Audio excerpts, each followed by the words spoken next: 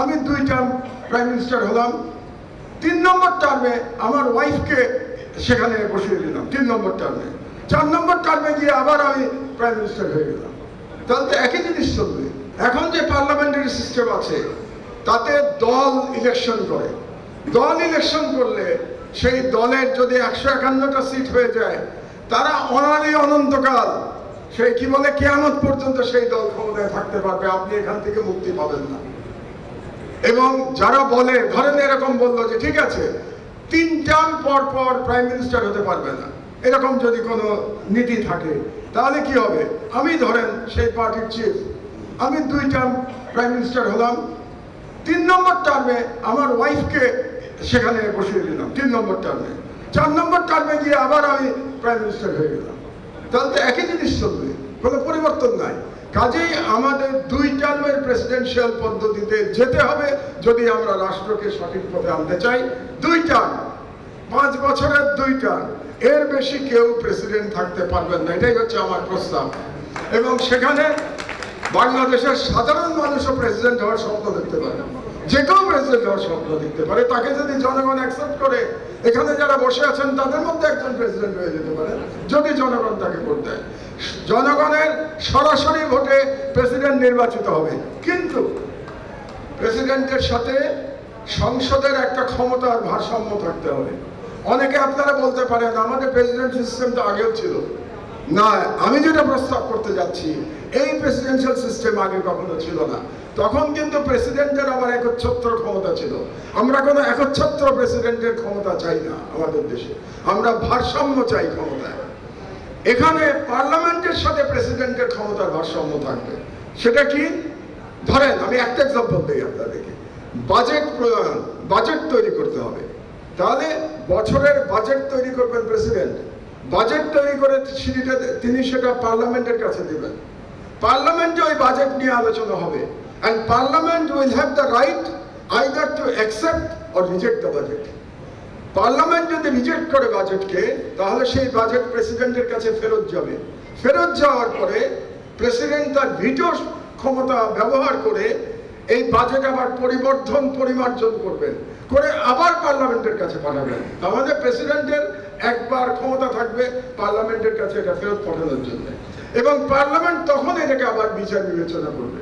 আমি যেটা বলতে চাচ্ছি যে দেশের বাজেট যতক্ষণ না পর্যন্ত প্রেসিডেন্ট এবং পার্লামেন্ট উভয় জায়গায় অনুমোদিত হবে, ততক্ষণ পর্যন্ত রাষ্ট্রের একটা টাকাও খরচ করা যাবে না। এই ক্ষমতার ভারসাম্যের এক্সাম্পল আমি দিলাম। অন্য সব ক্ষেত্রে আমাদের চিন্তা করতে হবে যে কিভাবে আমরা ভারসাম্য রাখবো সর্বক্ষেত্রে।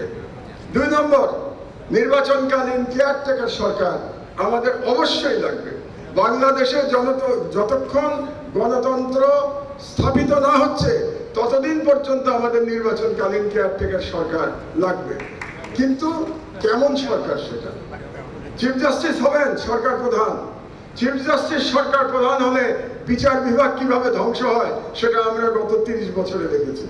বাংলাদেশের বিচার বিভাগের যে অবক্ষয়, সেটার প্রধান কারণ ছিল নির্বাচনী এই কেয়ারটেকার ব্যবস্থা। কারণ সব দলই চেয়েছে আমার লোক যেন চিফ জাস্টিস থাকে যখন আমি ইলেকশন করব, এবং এটা করতে গিয়ে পুরো বিচার বিভাগ রাজনীতিকরণ হয়ে গেছে। কাজে প্রধান বিচারপতিকে এই দায়িত্ব দেওয়া যাবে না, দিলে পরে বিচার বিভাগকে আমরা স্বাধীন রাখতে পারবো না, বিচার বিভাগে ওই পলিটিক্সের ওখানে হয়ে যাবে। তো আমার একটা প্রপোজাল আছে, আবারও বলি আমার proposal, you may accept, you may reject, আপনাদের আর একটা ভালো প্রস্তাব থাকতে পারে। আমার প্রস্তাব হলো 11 জনের তত্ত্বাবধায়ক সরকার হবে, 11 জনের 11 মেম্বার। 5 জন মেম্বার সিলেক্ট করবেন সরকারি দল, 5 জন মেম্বার সিলেক্ট করবে বিরোধী দল, তাহলে 5 আর 5 এ 10, আর 1 জন মেম্বার সিলেক্ট করবেন চিফ জাস্টিস, 11 জন। এই 11 জন নিজেদের মধ্যে ভোটাভুটি করে তারা প্রধান সরকার প্রধান উপদেষ্টা বা যে নামে আপনি দেন না কেন, ইন্টারিম সরকার প্রধানকে নির্বাচন করবেন, ওই 11 জন মিলে নির্বাচন করবেন। আমি আবারও বলি একটু পরিষ্কার করবার জন্য, সরকারি দল থেকে 5 জন, বিরোধী দল থেকে 5 জন, চিফ জাস্টিসের কাছ থেকে 1 জন, 11 জন। এই 11 জন মিলে তত্ত্বাবধায়ক সরকার হবে। এই 11 জন নিজেদের মধ্যে ভোট দিয়ে তাদের নাম্বার 1 ঠিক করবে। This is my proposal for caretaker government. এটা হলে পরে আমরা বিচার বিভাগকে এর থেকে আলাদা রাখতে পারি। 3 নম্বর, একটা জাতীয় নিরাপত্তা উপদেষ্টা লাগবে। এখানে কেউ কেউ বলছেন, আমরা হয়তো শুনবো আমার পরবর্তী যিনি কথা বলবেন তার কাছ থেকে, জাতীয় নিরাপত্তা কাউন্সিলের কথা বলছেন।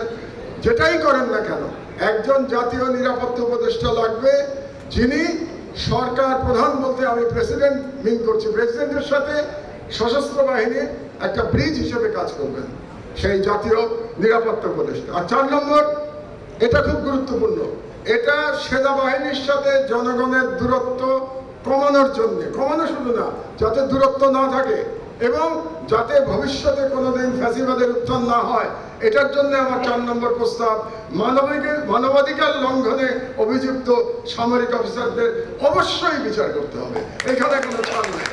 এটাই যদি আমরা ছাড় দেই, তাহলে আমরা 5ই আগস্ট থেকে কিছুই শিক্ষা গ্রহণ করি নাই, আমরা হাসিনার 15 বছর থেকে কিছুই শিক্ষা গ্রহণ করি নাই। এটা যদি বিচার নিশ্চিত করতে পারি, তাহলে সামরিক বাহিনীর মধ্যে যেগুলি উচ্চাকাঙ্ক্ষী অফিসাররা থাকবে তাদেরকে আমরা নিয়ন্ত্রণ করতে সক্ষম হব, ভবিষ্যতের জন্য আমরা এক্সাম্পল ক্রিয়েট করতে পারবো।